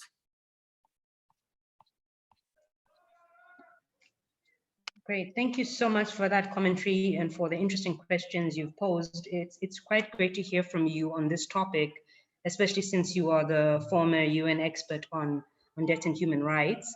Reginald, do you have any responses or comments based on what you've heard so far, commentary to your paper? Hello. Hi. Hello, can you hear me? Yes, loud and clear. Thank you. Okay, I would like to thank the commentator for those insightful comments on our paper. I think we will make efforts to incorporate the human development in our paper, and also the COVID-19, its effect on the social and economic rights of citizens in Southern Africa. I think they were very useful comments. I think for now, that's what I have.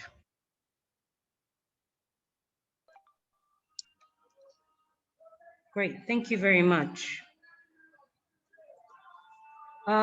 So we've heard from the two commentators on two of the papers. Danny Bradlow and I will also provide some comments, but before we provide these comments, I would like to open up the discussion to the floor to see if there are any thoughts on the papers that have been presented before we provide our final and concluding thoughts on some of the papers.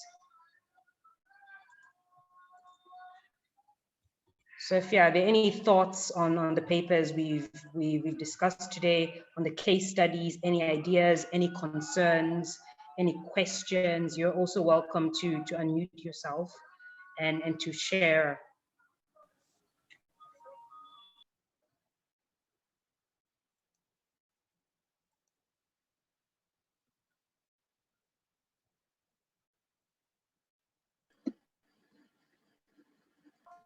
Okay. I don't see any hands up and I don't see any responses. Barry Hammond's hand is up. Ah, fantastic. Barry, please go ahead. I guess I missed you. Okay. Thank you. Yeah, all right. Now I can even see me. It was nice to see Juan Pablo Bohoslavsky. I think I managed his name right. I wanted to just make one comment about something that was said, which is that among the options for dealing with debt problems were debt for environment swaps. And it was almost in passing.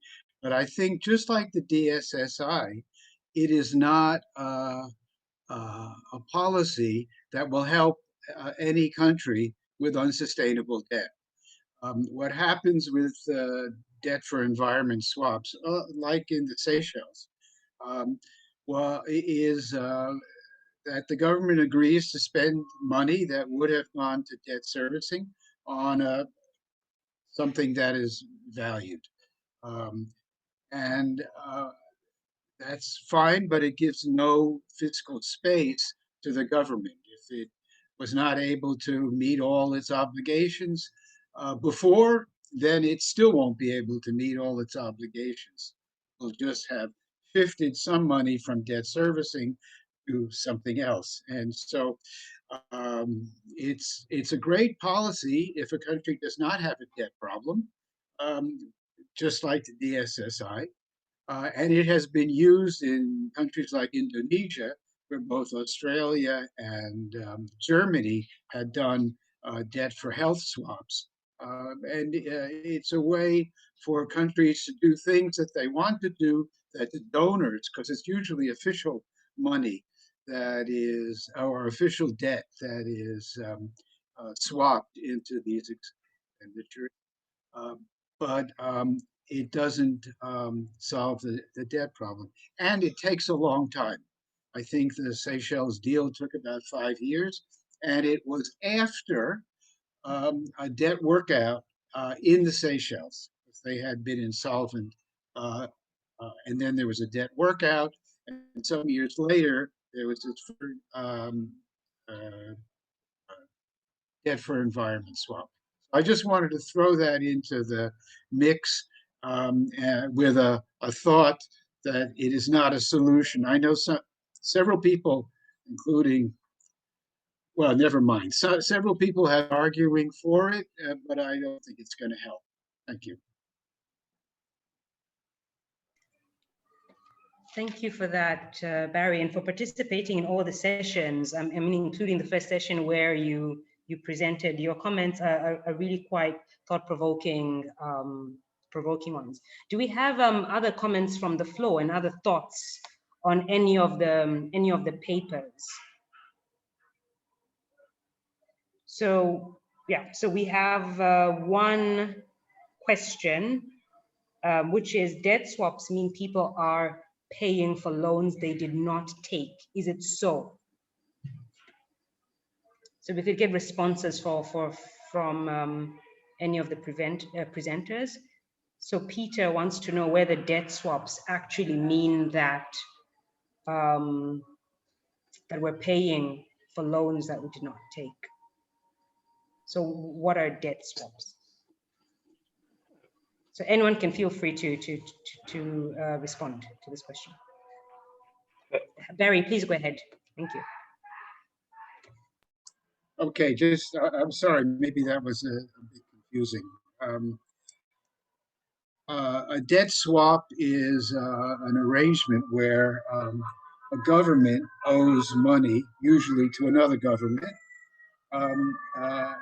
for loans that have been taken out. Could be export credits, or, you know, could be an official development assistance loan.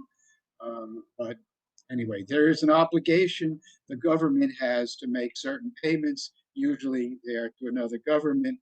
So presumably the country got the benefit of whatever it is they borrowed the money for. What happens, though, is that the government that has lent the money to the borrower, a government, says, look, I'll make you a deal. You don't have to pay me back if you use the money instead for X. And, you know, then they negotiate what the X is. And it could be for health expenditures, it could be for environmental protection, and so on.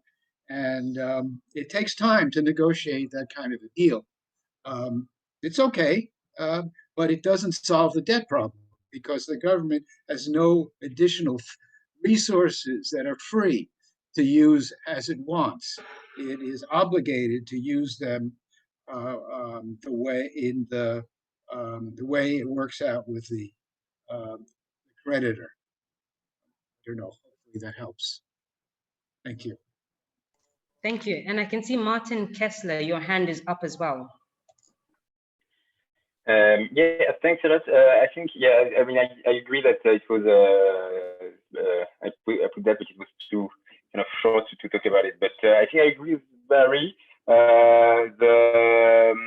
I think it might be useful for precisely those countries that have relatively sustainable debt, but high debt service in years, and that would allow kind of green stimulus in a way in years where they need liquidity that would be freed by official creditors. So I think that would be the way where the way they could structure it. And I think one interesting thing with the DSA, kind of the transparency aspect, where both on the debt aspects and on the spend and the public expenditure aspect, the level of review that the international institutions got access to was higher. So we could, in the same way that they try to measure the additional spending on health and economic support in the context of this exercise, that might be a way to actually to measure the level of spending, you know, climate compatible. So that's how I thought about it. But I think, I mean, you're right that it needs to be. There's a lot of details that need to be solved. It takes time, and yeah, that should be very important. Okay, thank you. I don't see any other hands up or questions unless I'm mistaken. So I'll provide some comments on one of the papers, and I'll hand over to Danny Bradlow to provide comments on any or all of the papers, and we'll wrap up the session. So I will provide some of my preliminary thoughts on the paper presented by Jim Cole, which was dealing with sovereign debt restructuring as well as debt management in Zimbabwe. The paper is quite an interesting one, and in fact, the case of Zimbabwe is quite interesting because it's a primary example of hyperinflation in the continent, and it raises so many complex questions. And I guess one of the main questions is, how can a country like Zimbabwe, whose reputation in the market seems to be in shambles, recover? So Jim Core, you have decided to look at two very broad themes. Firstly, debt management and debt restructuring. And I can definitely understand the logic behind looking at those two themes. From the reading of the paper, the focus really was on debt restructuring. And I guess I have a few points on how that could hopefully strengthen the paper. So the first one is that you indeed did provide a discussion of Zimbabwe's current debt breakdown, but maybe more information is needed um, on the debt profile, who is owed what, and more clarity on the different classes of debtors that you are discussing. I do know that you had mentioned debt owed to multilateral organizations, debt owed to bilateral creditors, although it wasn't really clear who exactly these bilateral creditors are. And I didn't really see much mention on privately held debt. So it would be quite interesting to get a more detailed breakdown of the debt profile.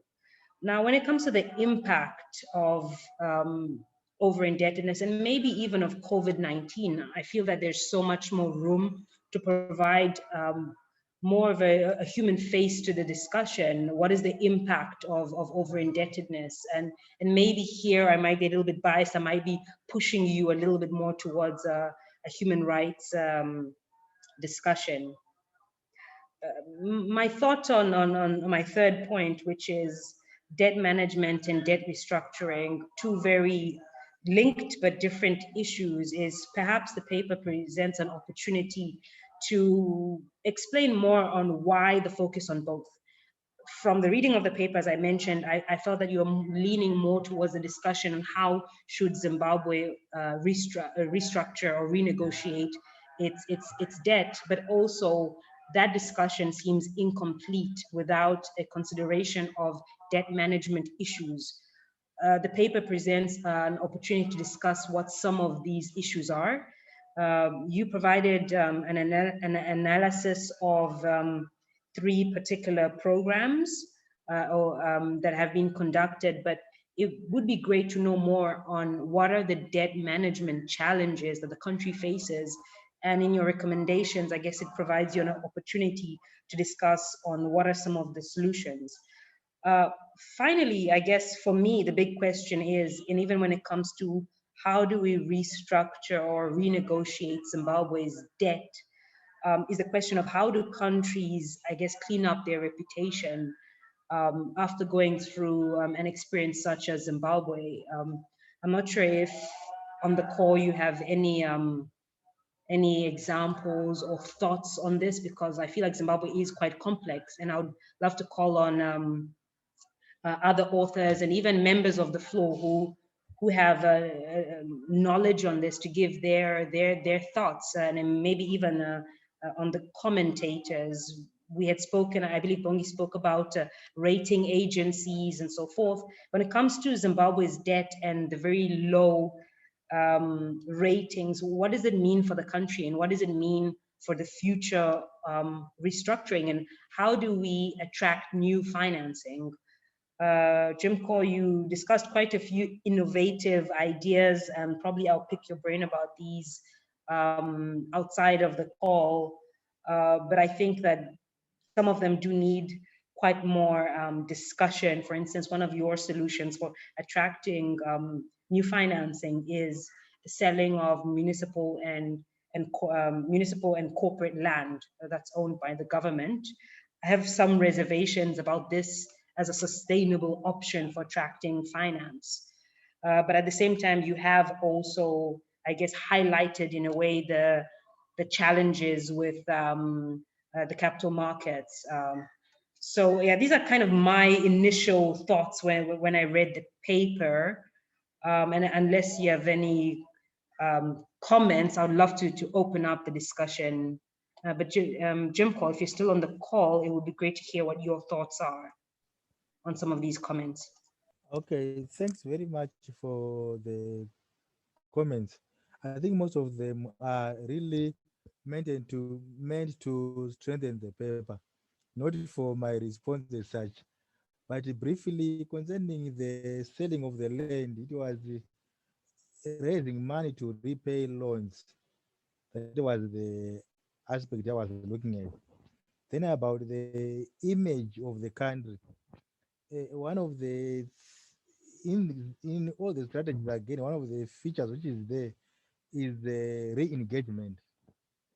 Government is involved in what is called re-engagement processes, which are also meant to change the image or to clean, as you are saying. So there are processes for re-engagement, one of the pillars, in addition to those which I mentioned. I think those are my comments only for now. Okay, great, thank you. Danny Bradlow, can I hand over the floor to you to, I guess, get the final set of thoughts on the papers? Over to you. Thanks, Magali. Can you hear me? Yes, loud and clear. Great. So firstly, I want to thank the four paper writers for very interesting presentations and very interesting papers. I also want to thank our two commentators, Bongi and Juan Pablo, for their very thoughtful and thought-provoking comments. I also realize we're running out of time, so I'm going to be quick, but I'm going to start talking about the resource-backed loans paper, which was a very interesting paper in which we haven't talked about as much in the comments. And I have a couple of questions for the authors, which I don't know if they have an opportunity to answer now, but maybe when they redraft the paper, they can think about. Because I agree with them completely on the importance of the lack of transparency in much of the resource-backed loans.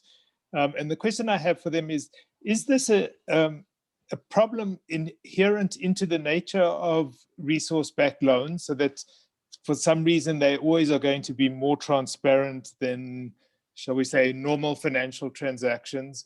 Or is it just specific to the examples that you're using in the case of Zimbabwe?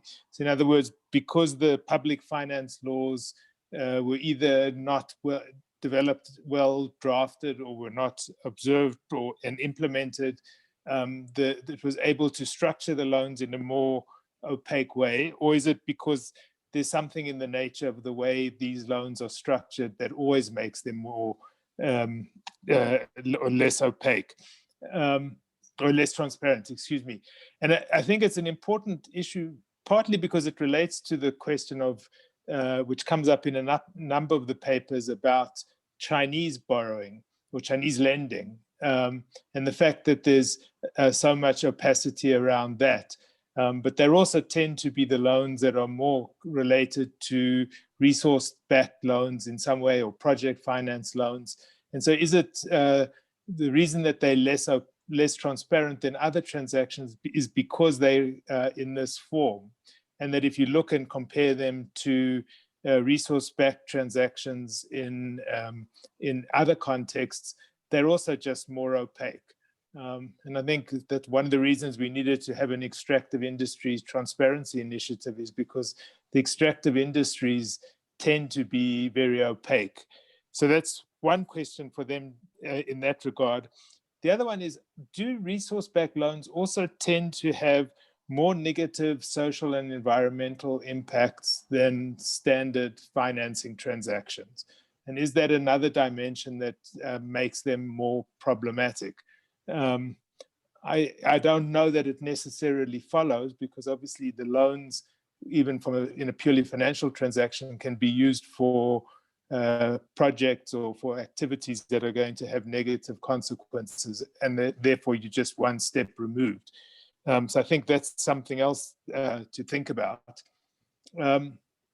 Third point on this paper is, the paper says that the risk in resource-backed loans are all on the borrower. I would have thought that that's not necessarily the case. If the transaction is linked to the resource and the repayments are connected directly to the resource, then depending on what happens to the price, it could be that the the risk is better shared between the borrower and the lender, rather as compared to a standard financial transaction where the borrower has to pay back whatever the contractually agreed amounts are, regardless of what happens to the earnings of their exports. The resource-backed loans, at least in principle, could give an opportunity for more sharing of the risks of price fluctuations. So I'd be interested to know a bit more about that as well.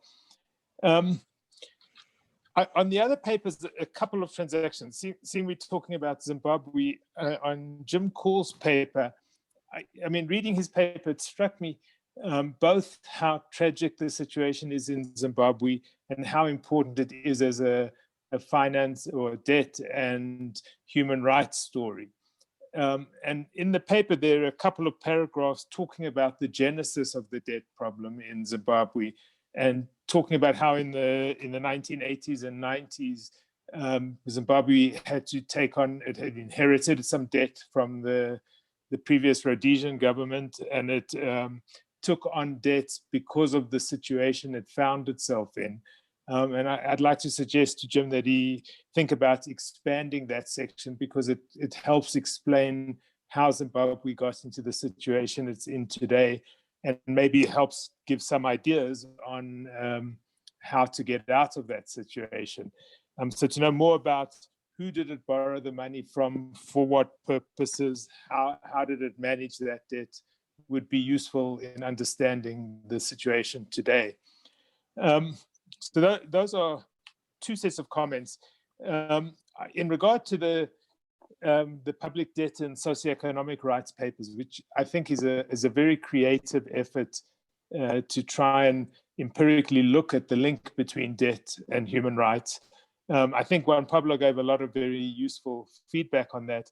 I would say one of the things that strikes me in that paper is, which Juan Pablo alluded to, is the link, focusing on the debt and social spending issue I think needs to be teased out more. I think saying a country spends more on its debt service than on its health budget or its economic budget is an important point, particularly from an advocacy point of view. But I think from an analytical point of view, it needs to be interrogated more rigorously, because what exactly is going on? Why isn't it shifting money from other parts of the budget to the health budget? What has it spent the debt that it incurred on? Because maybe the reason it's got a high debt service is because it spent the money very wisely developing all sorts of services that will benefit people over time. There's good reason to question that, but I think at least in principle that could be the case. And so I think it needs to be interrogated a bit more in the context of a paper like this. But I think that's a very creative effort. In terms of Martin Kessler's paper, which I think is really an interesting paper, and I think one of the things it highlights is how complicated the sovereign debt issue is. The DSSI, even applied in one region like Southern Africa, becomes very complicated.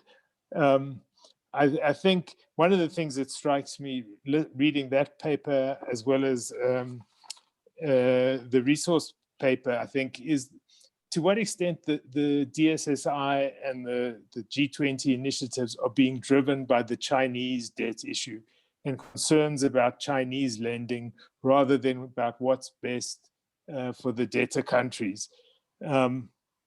Because it seems to me a lot of the discussion about comparability of treatment is all about how do we get more information on what China's doing. And a lot of what the problem seems to me to be, and I think this is somewhat speculative because we don't know enough about the Chinese debt necessarily, is a lot of it is in resource-backed lending and is therefore more opaque, or is opaque because of the way it's structured. And also probably even more concerning is it means that it's collateralized in some way. And so that it's by law, in a sense, or by the legal terms of the agreements, entitled to better treatment or more preferential treatment than some of the other debts that creditors have given. I have two questions triggered by Martin's paper, which are very specific. One is, I was intrigued that in the table he showed about how much spending low-income countries are doing because of COVID, that Lesotho is the highest spending, has made the biggest contribution from its budget. And I was wondering if you had any information on why Lesotho has managed to spend so much of the budget to deal with the fallout of COVID. The other one is in the discussion of the multilateral development banks, I was wondering, and their concern in not giving more support to countries because they need to protect their credit rating. I know some commentators have argued that maybe they shouldn't be so hung up on their AAA ratings, and that if they risk dropping, because it's not clear that it would inevitably happen, but if they risk dropping the rating to say AA or AA minus, that the increase in borrowing costs would be minimal, and the amount of money that would be freed up to lend to their member states would be relatively huge. And so I was wondering if he had any more thoughts on that or more information on that. I'm going to stop there. Again, I want to thank everyone very much for this discussion and for some very interesting and thought-provoking papers. So Magali, back to you. Danny, thank you very much. So I guess this marks the end of the session. I know quite a lot of questions have been brought up.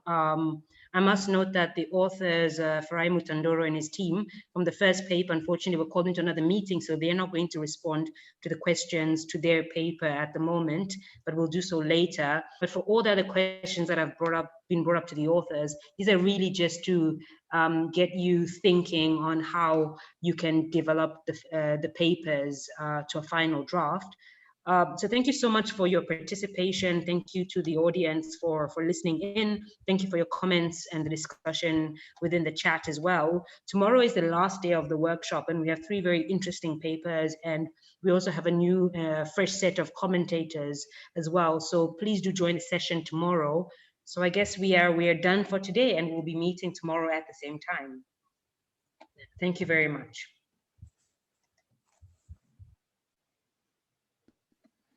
Thank you. Thank you very much. Thanks for the comment.